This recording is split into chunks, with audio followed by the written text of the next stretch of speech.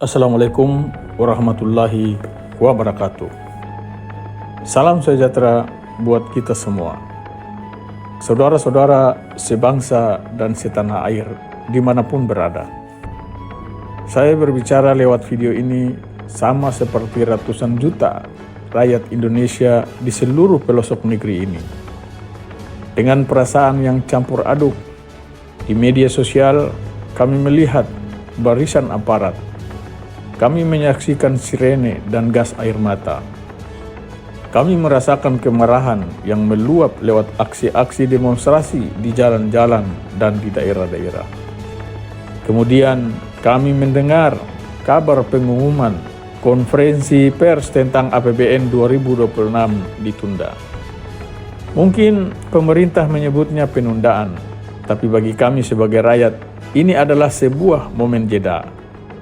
Sebuah momen untuk bertanya, mengapa semua ini terjadi, Pak Presiden? Pemerintah tidak boleh mengartikan aksi demonstrasi rakyat yang terjadi hari ini sebagai tanda ketidakpuasan sesaat. Ini adalah akumulasi dari kekecewaan yang sudah lama. Rakyat sudah muak dengan sistem yang seolah menjadi kotak hitam bagi rakyatnya sendiri. Rakyat telah memberikan pajak dari keringat mereka, dari hasil panen mereka, dari keuntungan usaha kecil mereka. Tapi rakyat tidak pernah tahu dengan pasti apa yang terjadi di dalam kotak itu. Rakyat tahu dari mulut Presiden sendiri bahwa tunjangan para pejabat dan anggota DPR RI naik, bahwa mereka menerima uang ratusan juta rupiah per bulan hanya untuk biaya komunikasi, uang kehormatan, bahkan tunjangan perumahan. Fasilitas mewah dan mobil-mobil dinas yang harganya miliaran adalah hal lumrah bagi mereka. Tapi di saat yang sama, kami sebagai rakyat biasa harus menanggung kenaikan pajak yang mencekik. Sementara dana transfer untuk daerah kami dipangkas tanpa ampun.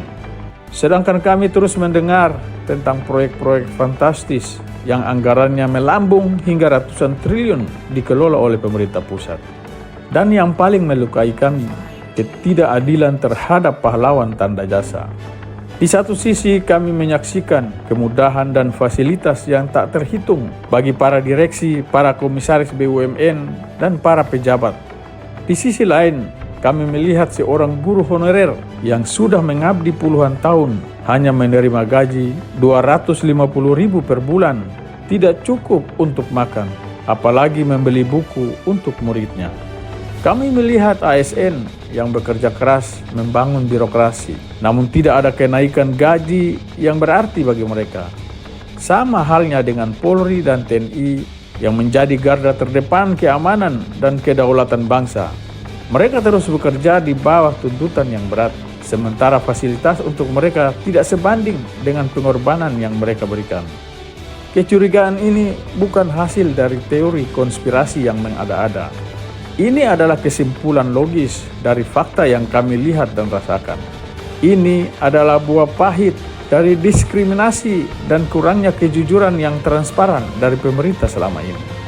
Kini, penundaan konferensi pers itu adalah sebuah peluang. Ini bukan waktu untuk kembali ke metode lama, memberikan persentase yang penuh jargon dan data rumit berupa istilah statistik dan akuntansi yang hanya dimengerti oleh segelintir elit. Saatnya pemerintah membuka pintu transparansi total. Kami menuntut satu tindakan besar dari Bapak Presiden yang dapat mengobati luka ini.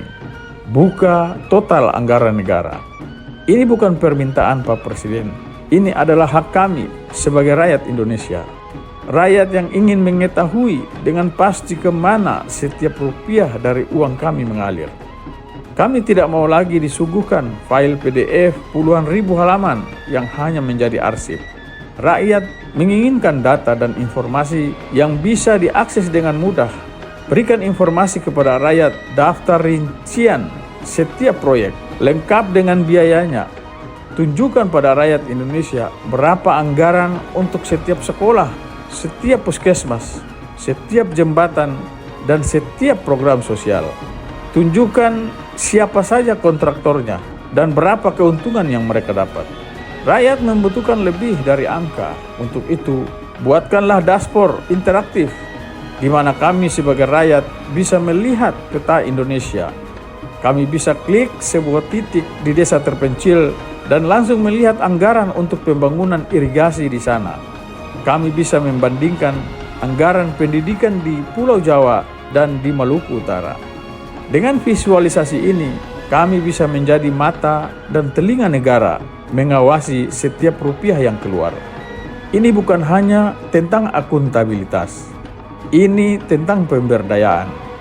Jika Pak Presiden memberikan informasi ini, maka rakyat akan membantu pemerintah mengawasi.